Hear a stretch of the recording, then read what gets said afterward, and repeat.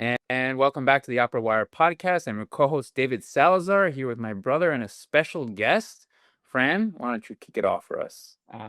Yes, today we are here with Johnathan McCullough. He is a baritone, a Grammy-nominated director, and he is also the program director of the National Youth Opera Academy. I had the honor of attending when it was known as the Vale Opera Program, and I can say this was a really life-changing experience for me, just observing and watching young artists from the ages of 13 to 18 learn from masters like Johnathan. Welcome to the show, Johnathan. I'm really excited to have you and to reconnect as well after experiencing that week with you guys in Vale.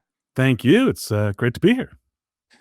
First of all, I think I want to just start with talking about how you got involved with the National Youth Opera Academy and what has this meant to you over the years?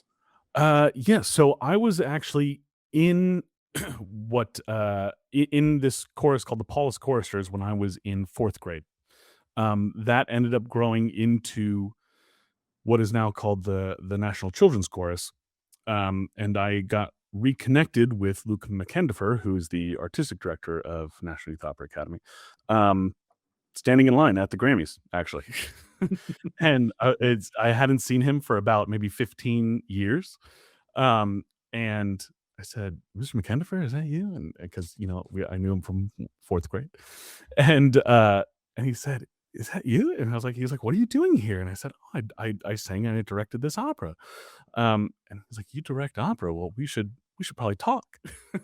And then one thing led to another, and we ended up with the program that you came and visited and saw there in Vale, and now we uh, have expanded since then and are collaborating with the Young Voices of Santa Fe Opera because we wanted to be able to be connected to a place where the students could see what the ultimate goal is and see the product being made at the highest level.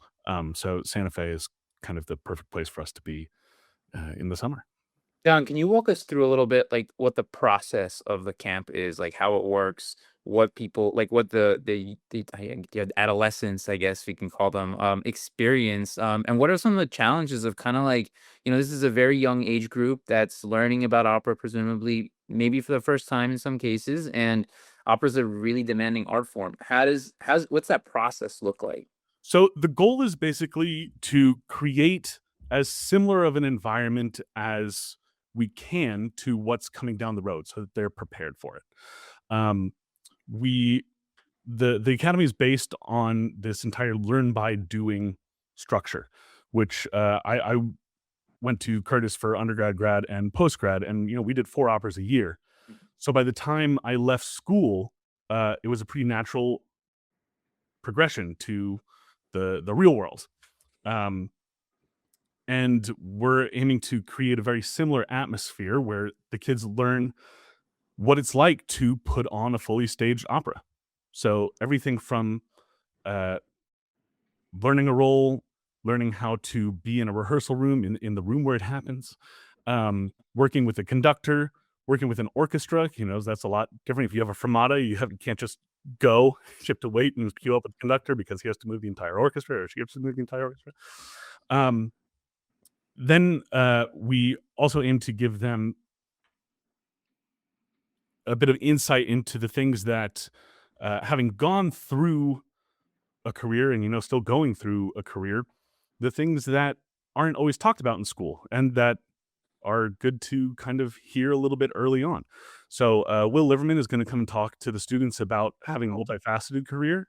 If you're interested in recording, if you're interested in creating like the factotum, in directing, in producing, all that kind of stuff, how it's not, pre-COVID, I think the industry was a lot more, you have to stay in whatever your lane is. And I think post-COVID, that's kind of all gone out the window. Thank goodness.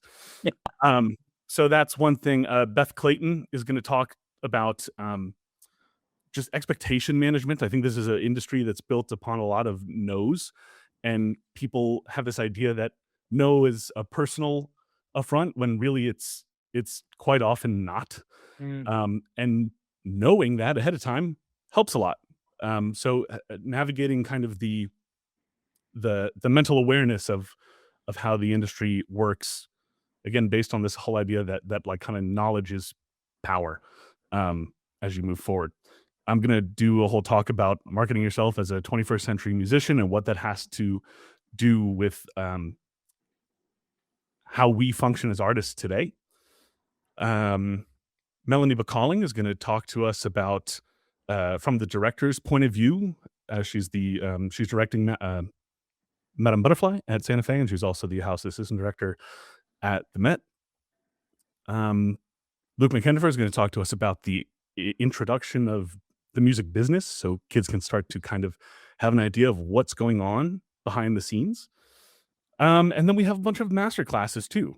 So Sunlee Pierce is going to do a master class. So, I can't tell you how many really talented young mezzos come in and sing Carabino, and who else better to teach them how to do it than Carabino at the Met.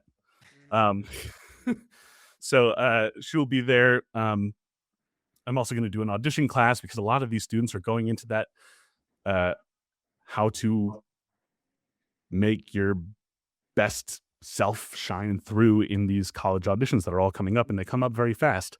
So one of the things that we tell them is, sophomore year is a great time to start thinking about these things.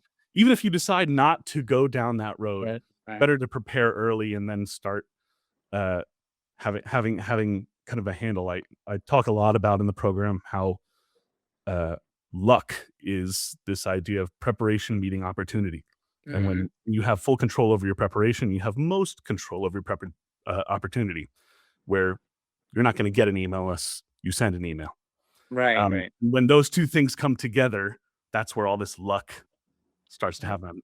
But yeah, so that's and then we do a bunch of coachings, and we're also going to go see the Magic Flute at Santa Fe Opera and do a backstage tour and talk to the apprentice artists so they can see each step of the way. So they'll work with the professionals, they'll see the Magic Flute in its full form, they'll talk to the apprentice artists who are kind of like that next generation, and then have access to all of the people that work at the Academy throughout their entire career, because we want to set up this kind of mentor pipeline so that they have people to come and talk to, because I get so many parents who are like, my kid loves opera and I want to support them and I don't know anything about opera. That's like, my mom was in the same situation, and I was very very lucky to have some great mentors that helped guide me and gave her some advice. So we're trying to put that energy right back out into the world.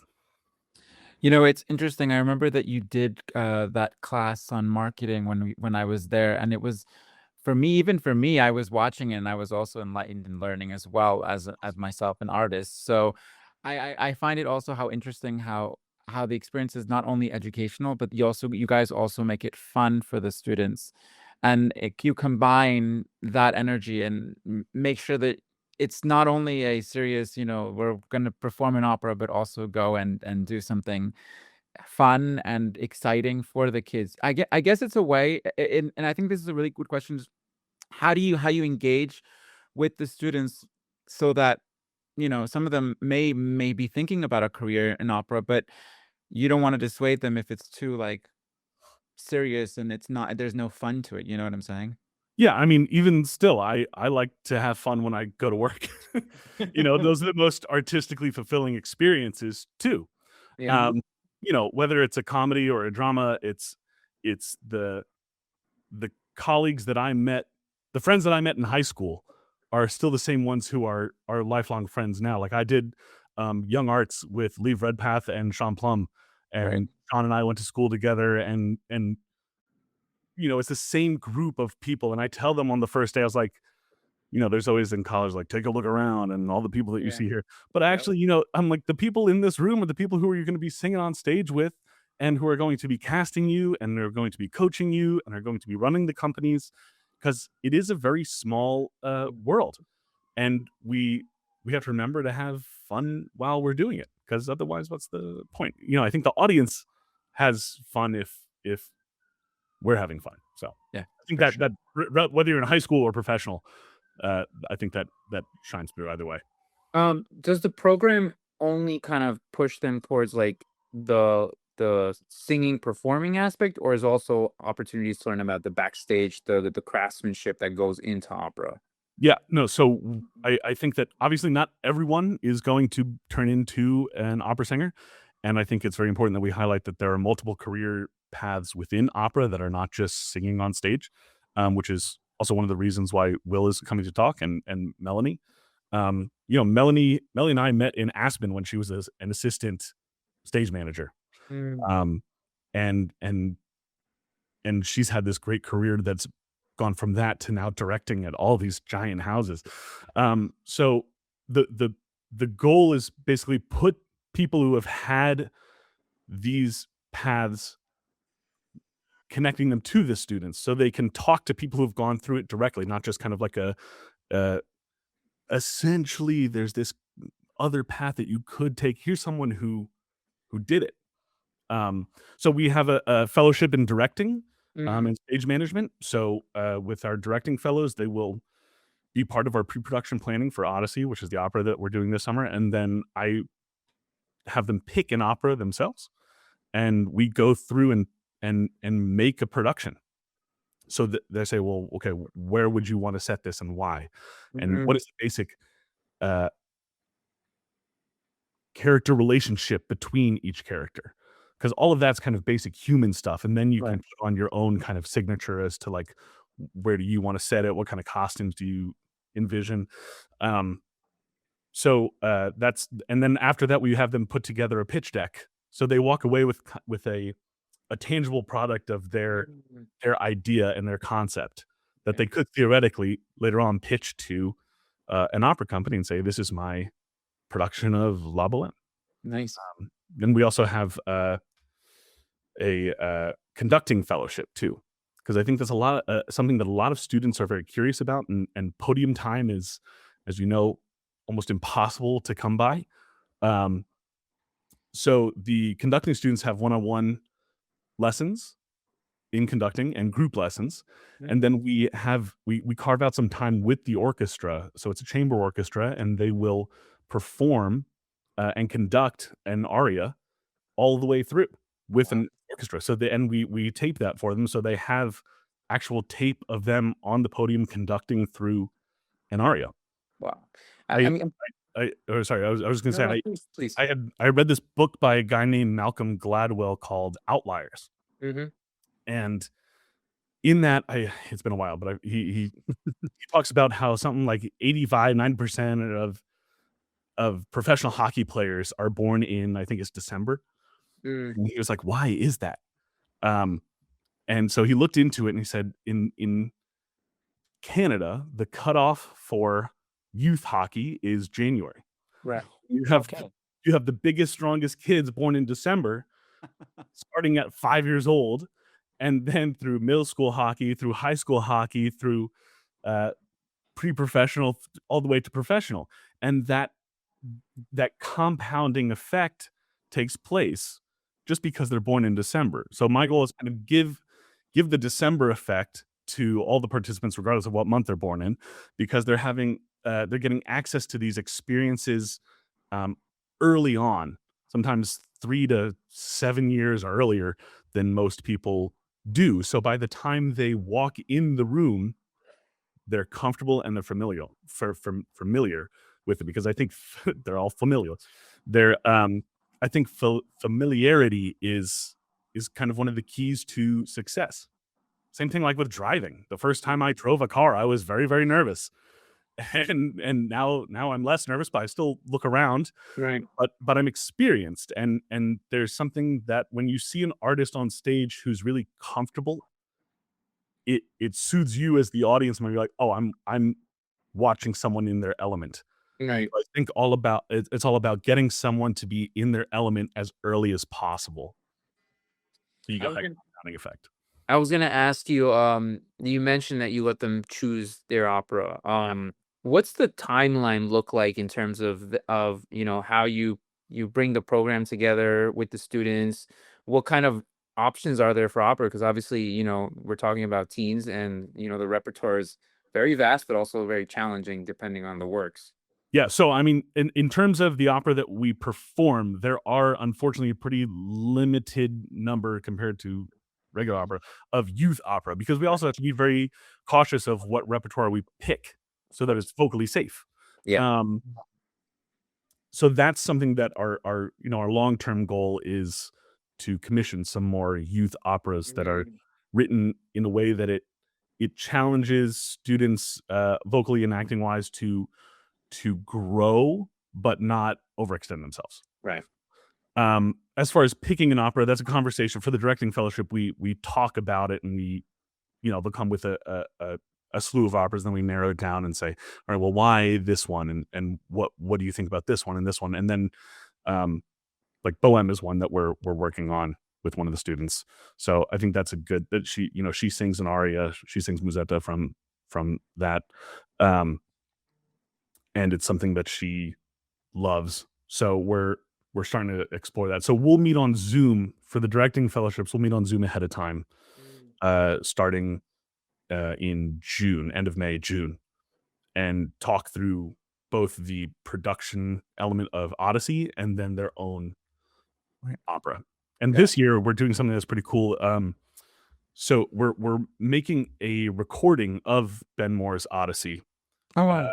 with the London Symphony Orchestra, and the National Children's Chorus is doing the chorus, and it's a National Youth Opera Academy recording. Wow. So the cast is made up of alumni from Vale singing all the principal roles, and then Will Liverman and Sunley Pierce are singing the two bard characters. Okay. Oh, wow. So we'll have that as kind of an official big release. So the directing fellows are invited to come and attend the recording session at Power Station in New York for the choral and solo sessions. Wow, that's amazing. Congrats on that. I was gonna ask about the past alumni, and if you guys ever bring them back to, I don't know, talk about the program or how they fit into, trying to, I'm not saying bring other younger students, but how do they influence into the program or whatnot? I mean, I remember going through this as a high school student myself, kind of the summer program circuit, and it's all very word of mouth, and we just kind of let the word of mouth happen. Right. We were very fortunate to have a something like a 90-something% retention rate from the first year to the second year that we did it, and double in size very quickly. So we don't have them come back to talk about the program, but we know that people are talking about it, which I'm very happy about, because I think that's it's best to hear from someone who's done it. So yeah. It's interesting because there's a lot of talk about how the youth don't know about opera, or it's not accessible, and yet this program feels extremely accessible, and it is accessible when you go and you see the way that these children and these people are. What do you say to that idea that opera isn't accessible to the youth, and it's not, like, what do you think about that being part of this program? I think I think there aren't enough opportunities, and we're trying to make more, right? Mhm. But there are only so many places that you can count on under one hand how many places you can go and be a high schooler and be in an opera where you're not just in the children's chorus part of the opera. I'm hoping there will be more of that in the future. Mm. But I mean, I think it's also a bit cultural. Like I was singing at Komische back in 2017, 18, and they had field trips come to the opera all the time, but they also put on opera specifically for kids that was at main stage Mhm. quality. Like, they spared no expense. This was a full main stage production, but of Pippi Longstockings or whatever. And it was interactive, which I think is also another big element. I just had a baby myself who's now 8 weeks old, and you can see. Thanks. You can see how the interactive part of it really has a lot to do with brain development, even as early as 8 weeks. So the books that are interactive, he's reacting to them, and it creates these core memories even as early as 8 weeks. I remember going to LA Opera when I was a kid, and I still remember the cherry cough drops in the lobby. So I remember like Komisha has these chocolates that they give on the way out, and there's a sensory, I think, tie that happens to these memories formed as early as childhood, but it's really, they're going to the opera all the time, and it's just part of normal life. Whether that's a price accessibility thing, and Opera Philadelphia is doing a great job with these $11 tickets and having that opened up to a whole new group of people. Yeah, I think there are, and this is obviously a huge conversation, but as accessible as we can make it to younger people, the better. And it's going to be a generational journey. Yeah. I think there's always the talk about like our audiences are dwindling. How do we fix the audiences? You start really young. Yeah.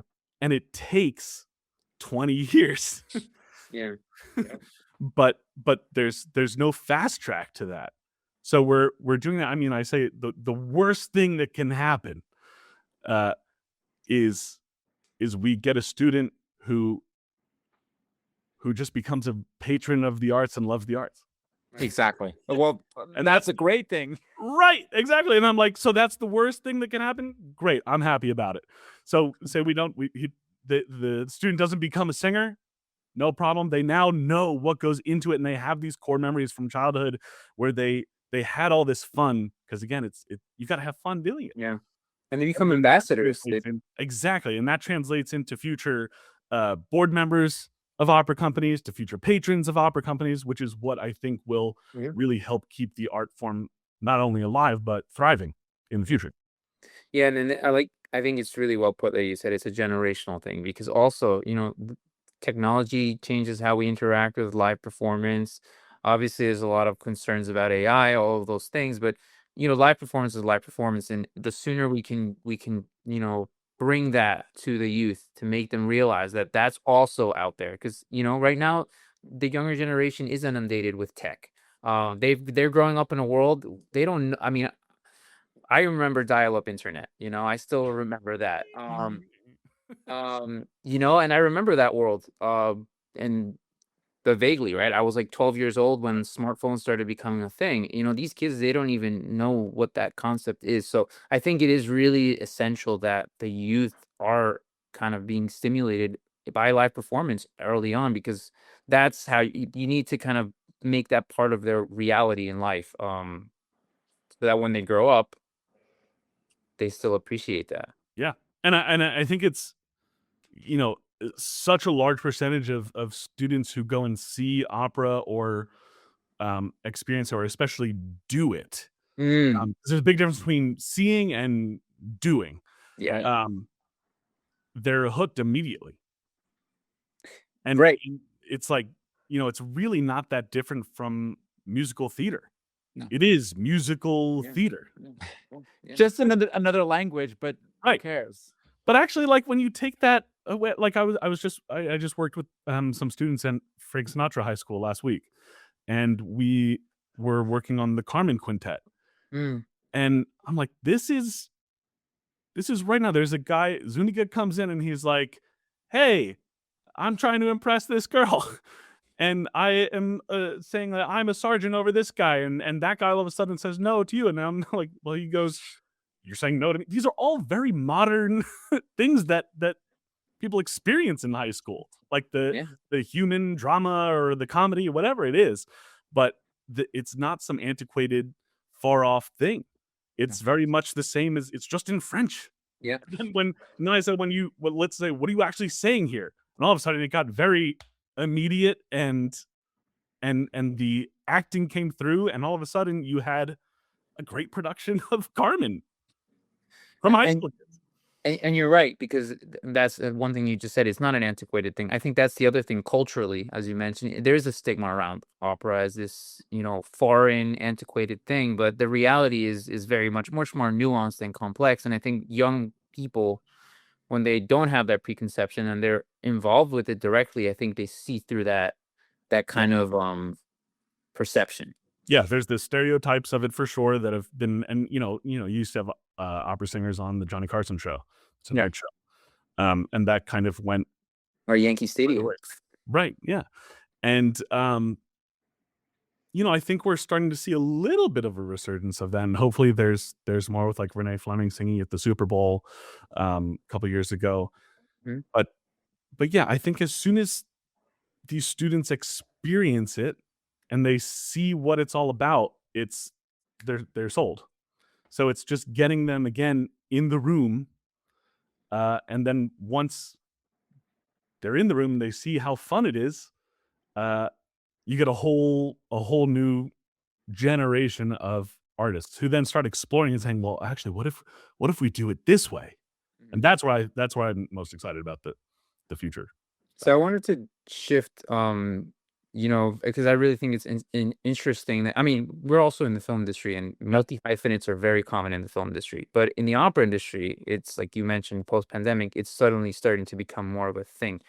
For you, like, how do you balance baritone, director, obviously the program? How do you balance, and how do you decide where you prioritize in those different aspects of your career? I have a calendar on my wall, right, that has everything planned out and days marked down, and I have kind of a timeline until these X amount of days until this event. So I need to kind of, if it's a new repertoire that I need to start learning, I start marking out how far in advance I need to do that. Then to-do lists, really, to-do lists and calendars.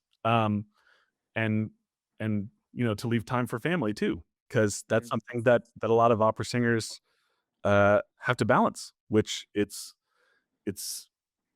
increasingly difficult.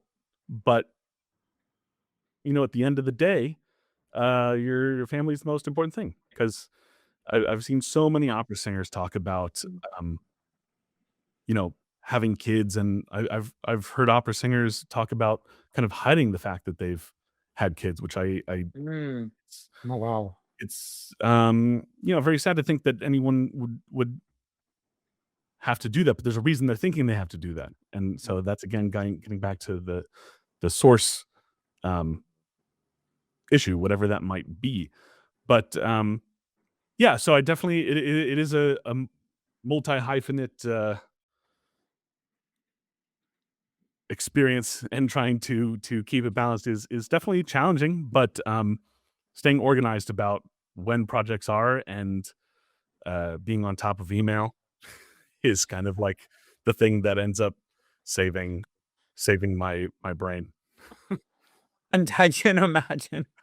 Um, I do think that's really, really interesting. I remember when you did your master class, you talked about expectations. You talked about when you go into a career, there's a certain expectation, a certain like thing that, everybody dreams about. But at the end of the day, the most important thing is just your success has nothing to do with what other people's expectations are. Something like that. I remember you talked about that. And I think for young artists, for young artists who are starting out, there's this expectation that they have to be here, and if they don't be there, they don't go there, they don't have any success. And yet there are so many artists that don't make it to certain houses, but have become legends, or have, created been Grammy nominated like you have, or done all sorts of different things that don't necessarily uh are molded into what people think is a success or whatnot. And so that's something I think is really interesting when you were talking about that. Yeah, I think what I talk about in that class is that the most important thing is to set a goal, whatever that might be, knowing that it can and will change, because that gets you on a trajectory. So if you're here and this is your goal, say it's sing at the Met, whatever, and you start moving toward it, and it may go over here, and you may go over here, and it may go over here, but it gets you moving forward. The thing we just want to avoid and help high school students especially avoid is this, not that you need to know what you want to do in high school by any means, but to start moving forward so you don't kind of just do this, Mm. right? But it gets us going somewhere, knowing that, did I ever think that I would go into education when I was even in college? No. Did I think I would go into film directing? No way. Um, uh, but it's just a knowing that the forward trajectory, whether it's fast or slow or unconventional. Like, I didn't get into the young artist programs. It was right out of college. I remember being very kind of like frustrated with myself because I got to like the final two at all these places at these houses, and they chose the other guy at like every single one. And I was just like, how it's more frustrating to miss the bus when you see it pull away. You'd rather like just fully miss the bus. It was just that Yep. constantly like running up to the bus as it was pulling away. Right. And then I said, well, let me go try Europe. And I auditioned at Basel for their young artist program. And again, got to the final two, and they're like, we're going to take the other guy. And I was like, but that's where I posted a picture online of the train station that day. And I had auditioned for this guy named Dominic Licht, who was then the casting director at Oldenburg, while I was in school, and stayed in touch with him on Facebook. And a few years later, and he saw that picture, and he's like, hey, you're going to be in Berlin. And I was like, I don't know. And he said, email me. And I got an email that said, you're invited for a main stage audition at Komische Oper in 2 days. I said, okay, well, that's, I guess we're going to Berlin. So then I went, and then I sang that audition and got invited to come back in April to make my main stage debut there, and ended up kind of, even though I didn't get into the young artist programs, it kind of worked itself out. And it's definitely not the conventional path. And then it was kind of like, do I go back to doing artist programs? And then I talked again to the mentors that I had gained throughout the years, which are, I think, one of the most important parts of this program is having mentors. It's a career that's kind of built on this generation, again, a generational mentorship through multi generations. And I said, what should I do? And they're like, it's going to be a little scary, but you got to kind of leave the nest and just start flap your wings real fast, and be proactive. Because again, it's the music business. And again, I always say, you're not going to get an email unless you send an email. Right. So that's something I tell to all these students. And again, I think the earlier they know this kind of stuff, the sooner they can get on whatever that trajectory is. So that ended up being kind of how my career started, which again was not by any means how I thought it would. And in fact, I was looking back, I'm like, I'm very grateful I did not get into any of those young artist programs, because I wouldn't have auditioned in Europe at all. And that never would have happened. And that was the thing that kickstarted everything for me. Thanks to the Dominic, who I sang for as a junior in college. And then he ended up moving, like everybody does. He moved to end up being the casting director at Komische, and now he's at Salzburg Easter Festival. So like it's there's always an unconventional. That's why I say, whatever your goal is, it can and it will change, whether you know it or not. But just start moving forward. So that's kind of the goal, to get these high school students to start thinking about this kind of stuff now, even if they don't act upon it yet, just to have it as a seed that grows in the back of their head. I love that. I mean, I think that's really even something that people don't say a lot, don't really talk about a lot of times, because I think everybody sets out, this is the only way and this is the only way to do it. And I think for artists, everyone is kind of in the same, I think right now in the same boat, where we're just trying to figure out our own path, and everybody has their own path, you know? I mean, I'm like you said, you didn't think you were ever going to direct. I mean, even going to direct, how did that happen? So that happened through doing operas and seeing being exposed to a lot of different production. So when I was in Berlin, I tried to go to as much as possible. So I was, Berlin's really great because you got 3 giant houses in a mile of each other. So I'd try to go see something, maybe 3 or 4 times a week. And again, accessibility tickets were 15 euros, which made it all the difference. So yeah, I had seen a bunch of different takes on stuff and kind of absorbing what was happening in a traditional production versus a non-traditional, and there was plenty of non-traditional in Germany. And then being in shows and seeing how directors interact with people and how they get certain things from people, and people having backgrounds of, I've never directed an opera, but that opens up a whole other kind of way of thinking about characterization that is not inhibited by preconceived ways of analyzing a character or whatever that's like already so known to the opera world. But in doing these operas, I started thinking like, well, how would I approach this? So I would actually think, well, and it started from the character, whatever role I was singing, saying like, oh, well, if we're doing that makes sense, and talking with the director and saying, well, and if I maybe didn't agree, but that's not here nor there, that's their vision, and I make that whatever their vision is happen. Saying, well, I would maybe do it this way. And that started happening more and more. And then I started kind of just taking that to the next level and saying, well, what if I made it like the whole production? Like what would this whole production be? And I started like drawing it out and thinking about it. And then I ended up doing it with soldier songs.